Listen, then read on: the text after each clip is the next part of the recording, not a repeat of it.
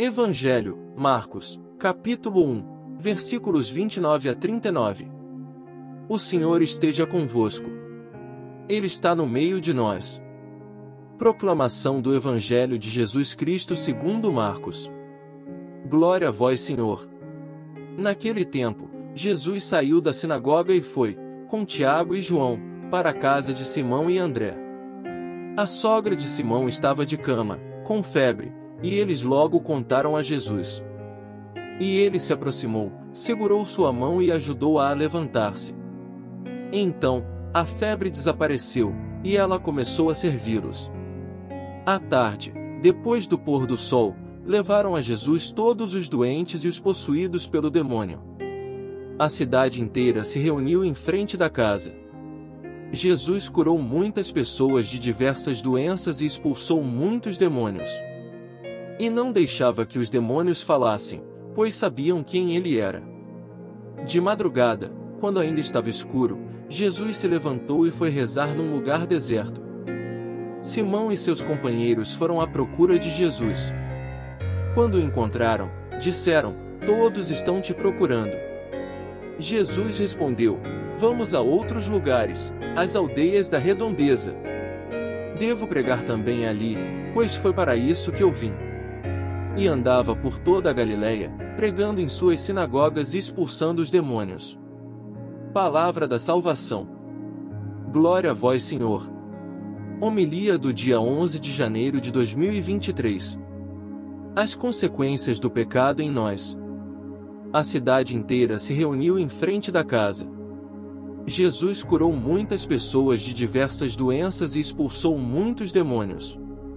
No Evangelho de hoje, Jesus cura a sogra de Simão Pedro, retira-se de madrugada para rezar e declara a seus apóstolos que deve ir pregar o Evangelho a outras aldeias, porque foi para isso que ele veio ao mundo. É interessante notar que o Evangelho de São Marcos se inicia com a batalha contra o diabo, mas logo em seguida, depois de Jesus expulsar alguns demônios, apresenta-nos a humanidade enfermiça, representada aqui, sobretudo, pela sogra de Simão Pedro e, secundariamente, pelas muitas pessoas por ele curadas de diversas doenças.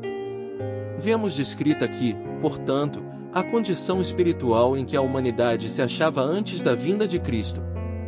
Trata-se do reinado de Satanás, de quem éramos escravos, e por isso, almas doentes, manchadas, picadas pela mordida da serpente, desordenadas em seu íntimo por causa do pecado original, numa palavra, uma humanidade enferma. Mas, ao contrário do que pensavam Lutero e outros hereges protestantes, a humanidade ferida pelo demônio e o pecado original não é, em si mesma, incapaz de ouvir a palavra de Deus e responder à graça. Sim, temos a capacidade de abrir-nos à graça, porque a nossa humanidade, embora decaída, não ficou de todo corrompida ou inutilizada. Em que consiste, então, a ferida do pecado original presente em nós? Pois bem, o que temos dentro de nós é, em primeiro lugar, uma grande ignorância, proveniente de nossas desordens pecaminosas. Não se trata, porém, de uma ignorância tão crassa a ponto de incapacitar-nos para conhecer, pela fé, a verdade de Deus. Em segundo lugar, a nossa vontade foi debilitada por certa malícia, por certa maldade. Criada para querer e praticar o bem, a vontade, ferida pelo pecado, experimente agora certa tendência às coisas mais, o que não quer dizer que tenhamos perdido a liberdade e a capacidade de abraçar os bens reais. Em terceiro lugar, nossas paixões, desejos etc. encontram-se perturbados e desordenados, nossa concupiscência e desejos carnais, nossa ira etc. estão fora do eixo, embora não seja uma desordem tal, que não possamos acolher a salvação de Jesus Cristo. Em resumo, cremos que, por força do pecado original, nossa natureza está decaída, mas não inutilizada, e que é Jesus quem nos veio trazer a graça para curar e elevar. Essa graça, que Ele nos mereceu para todos, Ele quer dá-la a cada um de nós em particular. É o que Ele deseja dar a mim, a você. Ele quer curar em nós essas desordens e nos elevar à vida divina. Mas para que nós entremos de fato nessa dinâmica de transformação, de purificação e elevação de nossa natureza decaída ao nível da santidade, precisamos estar realmente dispostos a ir em direção a Jesus.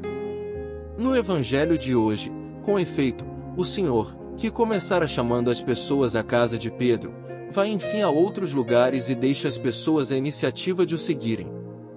Precisamos tomar essa decisão de seguir a Cristo, de ir atrás dele, para que ele nos cure de nossa ignorância, quer dizer, purifique nossa inteligência e nos faça mudar de mentalidade. Estudemos o catecismo, empenhemos nossa vontade em fazer penitência, em procurar a purificação do coração, em manifestar a Deus nosso desejo de obedecer à sua vontade, aos seus mandamentos. Cortemos os laços que nos prendem e, infelizmente, acorrentam as desordens mundanas. Tudo isso pode ser uma vitória de Cristo em nossas vidas, mas é necessário que nos demos conta disso. Somos capazes, porque a graça divina está à nossa disposição, e ela pode agir numa natureza que, embora ferida, nem por isso se tornou incapaz de deixar-se reerguer pela prodigiosa mão de Deus. Deus abençoe você! E não deixe de se inscrever no canal para receber notificações sobre os próximos evangelhos.